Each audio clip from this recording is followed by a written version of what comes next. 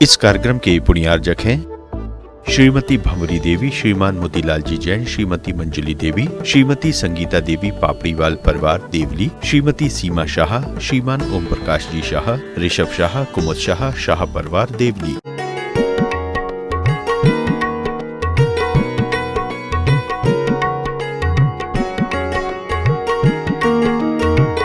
एक केस नहीं, ऐसे मेरे पास 15 केस आए। बच्चा गूंगा है। हम जब आमा के अंदर थे, एक ही परिवार की 3 बेटियां और 1 बेटा, बहुत सुंदर, बहुत सुंदर, नाम भी बड़े सुंदर। एक का सरस्वती, एक का यमुना, आदि ऐसे नाम थे और बहुत सुंदर। जब वो कमरे में आए, मैंने कहा कितने मासूम हैं, कितने प्यारे बच्चे हैं। मैंने उनसे नाम पूछा और मैंने कहा ये क्या हुआ? उसकी मां की आंखों में आंसू आ गए। हमने कहा ये गूंगे हैं? बोले हाँ। हमने कहा बहरे हैं? बोले हाँ। मैंने फौरन उस मां को देखा। उस समय डैक चलते थे, बड़े बड़े डैक चलते थे और महिलाएं डैक बजा करके मस्ती से सुनती रहती थी। तो हमने कहा कि डैक सुना? बोले महाराज जी खूब स्पीड में चलाते थे और जब बोलना पड़ता था, किसी को बुलाना पड़ता था तो बहुत चिल्ला करके बुलाते थे, क्योंकि डेक को कौन बंद करे, जोर से चिल्ला दिया। मैंने चिल्लाने से उस बच्चे के गले के ऊपर डिफेक्ट आया, इसलिए बच्चा गूंगा हो गया। और कान में ईयरफोन से जब तुमने कान से सुने या डेक सुना या मोबाइल सुना, जब इतना अति हो जाती है, हर चीज की एक सहन करने की ताकत होती है और जब सीमा से ज्यादा वह कार्य हो जाता है तो वह विस्फोट को प्राप्त हो जाती है। गूंगे और बहरे हो गए। बहुत सारी माताएं आती, महाराज जी 4 साल का हो गया, बोलते ही नहीं है। मैंने कहा जब तक तेरे अंश उसके अंदर रहेगा, अभी 8 साल तक, 8 साल के बाद बोलेगा। बोलेगा तो महाराज हमने तुम जितना बोली हो वो अभी चुप बैठा है। एक महिला दिन भर में 30,000 शब्द बोलती है, पता नहीं इतने शब्द कहां से लाती है। और पुरुष बेचारा 23,000 बोलता है। ऐसा भी शोध हुआ है। और खाती कम है और बोलती ज्यादा है। पुरुषों से कम खाती है माताएं, बहनें, बेटियां, और पुरुष ज्यादा खाते हैं। क्यों? क्योंकि हमारे पूज्य ग्रंथ मूलाचार के अंदर लिखा कि एक मुनिराज अधिकतम 32 ग्रास आहार करते हैं और एक कारिका अधिकतम 28 ग्रास आहार करती है। और 1 ग्रास का मतलब ये मत समझ लेना कि 4 रोटी के हमने टुकड़े का 8 रोटी के टुकड़े 4 कर लिए तो 32 हो गए। नहीं, 1000 चावल का जितना वजन होता है वो 1 ग्रास कहलाता है। यानी 32,000 चावल का जितना वजन है उतना हमारे मुनिराज आहार करते हैं। और हमारी आरिकाएं जो हैं वो 28,000 चावल का जितना वजन है उतना वजन का वो आहार करते हैं। अब ये 4,000 चावल कम खाती हैं, मगर उससे ज्यादा दिमाग खा जाती हैं, उससे ज्यादा दिमाग खा जाती हैं। ये तो बेचारे सबके श्रीमान जानते हो। हाथ कंगन को आरसी क्या, वो पढ़े लिखे को फारसी क्या। तो ये संस्कार की बात बहुत जरूरी है। 9 महीने का पीरियड उस मां के लिए, उस नवनवेली दुल्हन के लिए बहुत सावधानी पूर्वक जीवन जीना चाहिए। खाने पीने की बात भी अगर हम कहें, क्योंकि मां जो कुछ खाती है उसका रस बनता है और वो रस जो वीर का मिश्रण होता है उसके ऊपर टपकता है। हमारे पूज्य शिवकोटि महाराज ने भगवती आराधना के अंदर ये लिखा, जब उनसे पूछा कि ये गर्भ का बच्चा क्या खाता है, तब उन्होंने कहा कि मां जो खाती है उस मां का रस बनता है, रस से रक्त बनता है, तो रस पहले उस बच्चे पे टपकता है और वो उसको ग्रहण करता, उससे वह विकास को प्राप्त होता चला जाता। अगर चटपटा रस है तो बच्चा वो जो वीर का मिश्रण है वह तिलमिला जाता है, घबरा जाता है, क्योंकि तिक्त पदार्थ उसके ऊपर जा रहा है, उसको जलन होती है, उसको वेदना होती है। इसलिए 9 महीने हमें क्या खाना, अगर ज्यादा ठंडा खा लिया वो भी हानिकारक, गरम खा लिया वो भी हानिकारक। इसलिए विवेकशील मां इन सारी चीजों की सावधानी रखती है कि मेरा बच्चा गर्भ में कहीं विकृत ना हो जाए। उठने बैठने में माताओं की लापरवाही के कारण कई बच्चे का पैर छोटा हो जाता है, कई बच्चे के हाथ छोटे हो जाते। एक छिंदवाड़ा के अंदर की एक घटना, एक बच्चे का हाथ, दूसरा हाथ तो पूरा है और एक हाथ इतना है। मैंने उससे पूछा, बड़ा है, शादीशुदा है। मैंने, कैसे हुआ?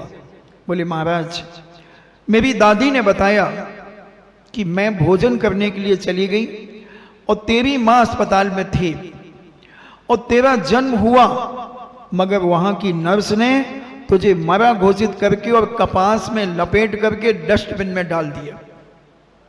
वो हाथ दब गया, कोई नसें दबी रही और मैं जब भोजन आदि करके 1 घंटे के लगभग आई, मैंने बहू को देखा तो बहू तो बेहोश पड़ी थी। मैंने नर्स से पूछा क्या हुआ?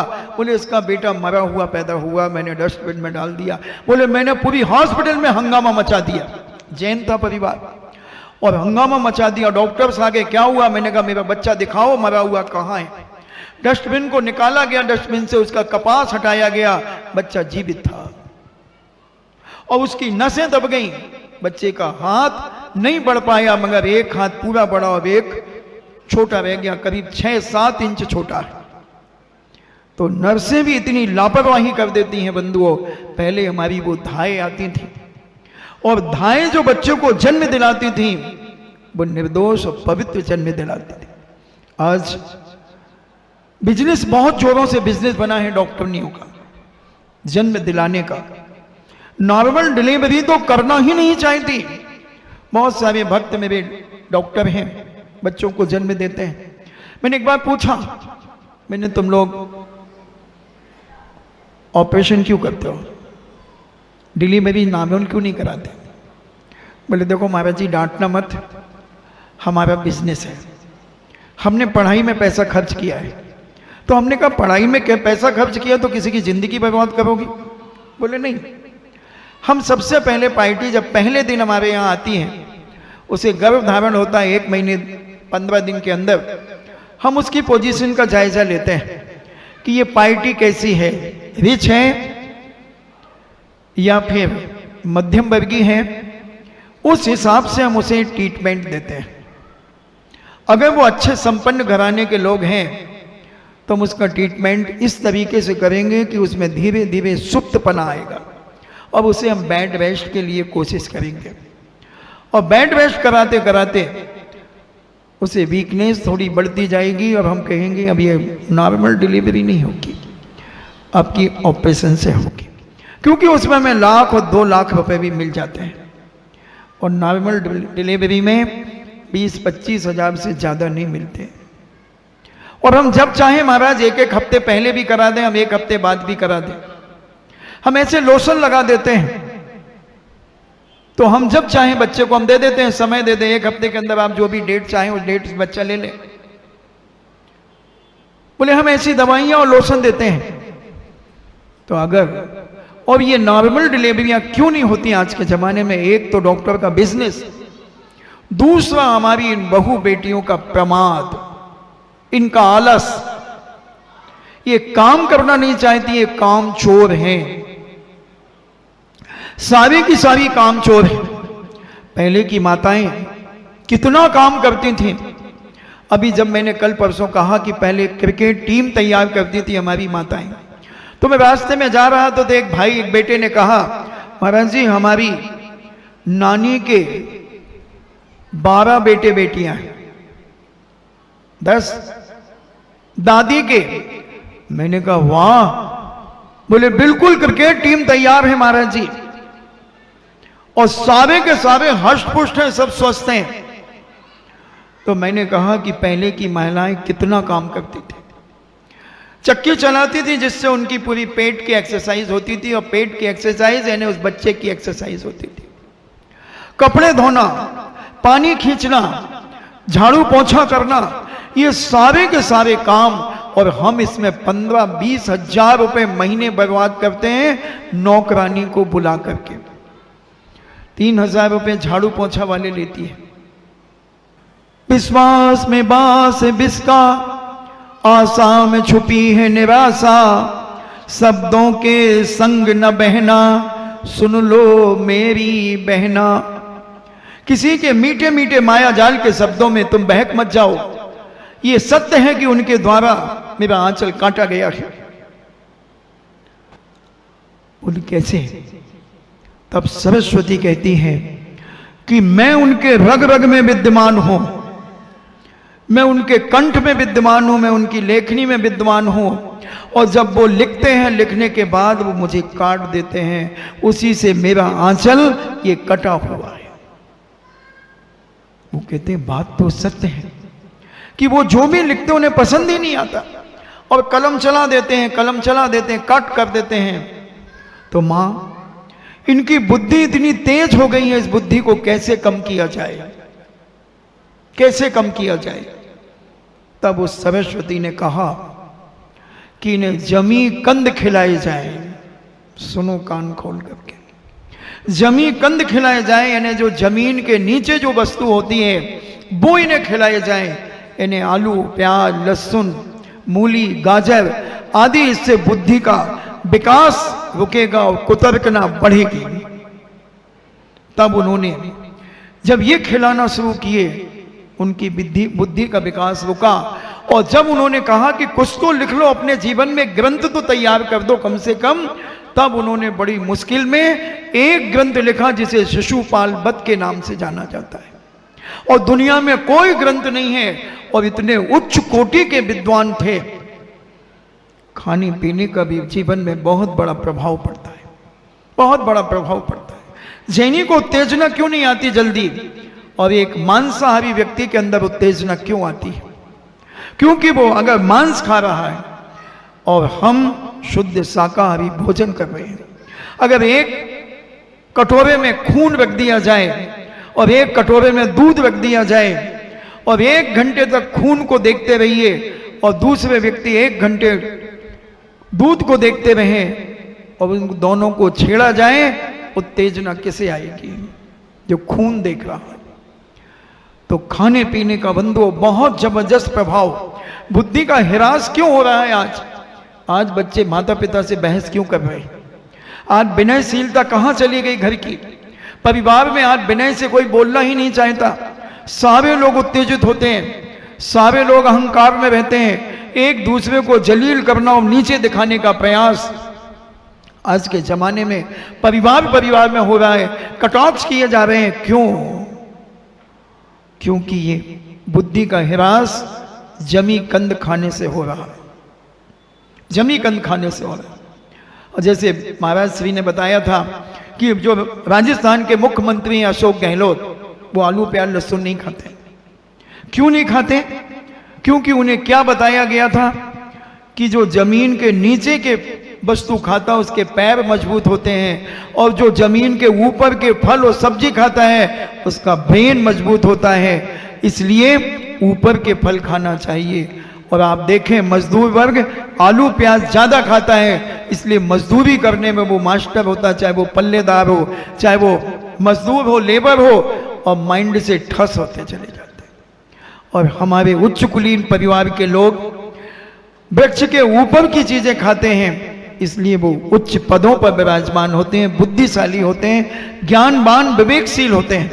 तो ये सारी की सारी चीजें हमें अपने परिवार पर लागू करना चाहिए। और ये सारी चीजें जब परिवार में लागू होंगी, आज हम बाजार में घी खा रहे हैं, बाजार का 500, 700, 800 रुपए किलो का घी कैसे मिलेगा? कहां से मिलेगा? 64 लाख लीटर दूध भारत में प्रतिदिन इसकी खपत है। 64,000 लाख लीटर दूध की खपत है, मगर दूध का उत्पादन 16,000 लाख लीटर इसकी उत्पादन शक्ति है। बताओ बाकी का दूध कहां से आ रहा है? यूरिया से बन रहा है। पता नहीं कितना आर्टिफिशियल दूध बन रहा है, और ये दूध से आपके चीजें बन रही हैं, और आपके बच्चे जब दूध किसका पी रहे हैं। और वो घी की बात कर रहा था, कहाँ से मिलेगा घी, 500-700 रुपए किलो में निश्चित चर्बी मिली हुई है, आलू मिले हुए हैं, शकरकंद मिला हुआ है, और वो घी बनकर के बिक रहा है, और हम उसे खा रहे हैं, चर्बी खा रहे हैं। अरे 4 चम्मच की जगह 1 चम्मच घी खाओ, मगर शांति धारा का घी खाओ, गीर गाय का घी खाओ, शुद्ध घी खाओ, और कोई उससे ज्यादा ताकतवर होगा। ये कोलेस्ट्रॉल बढ़ाएगा, ये अनेक बीमारी पैदा करेगा, मगर गीर गाय का घी कोलेस्ट्रॉल को घटाएगा, स्वस्थ रखेगा, स्वस्थ रखेगा। इसलिए खाने का निषेध नहीं है, मगर क्या खा रहे हो। अगर घर में 2 किलो घी महीने में खत्म होता है, तो गीर गाय का ले ले, वो 3 पाव खत्म करो, आपके बजट में कोई फर्क नहीं पड़ेगा, और शुद्ध घी मिलेगा, और स्वस्थता मिलेगी, और कोलेस्ट्रॉल भी घटेगा। पूज्य आचार्य श्री कहते हैं, कोलेस्ट्रॉल वाला भी गीर गाय का घी खाए तो उसे कोई नुकसान नहीं हो सकता, कोई नुकसान नहीं हो सकता बंधु। और हम जो बाजार के घी खा रहे हैं, ये अभक्ष है, अभक्ष छूने लायक नहीं है, मगर हम तो चाहते हैं सस्ता मिल जाए, और कहने को मिल जाए कि हम घी खा रहे हैं। घी मत खाओ तो चलेगा, मगर शुद्ध घी खाओ। गीर गाय का घी बहुत लाभदायक है, स्वास्थ्य के लिए लाभदायक है।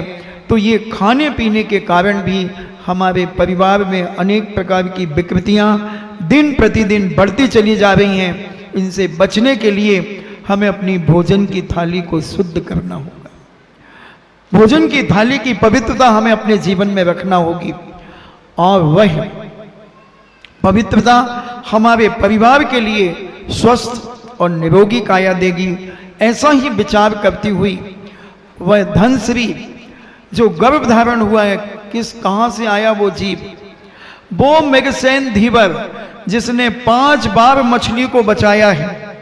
मेगसेन धीवर नहीं बच सकता, और मेगसेन धीवर धनश्री के गर्भ में आ गया है, जो गुणपाल की धर्मपत्नी है, और गुणपाल और धनश्री की एक पुत्री सुबंधु नाम की पुत्री है।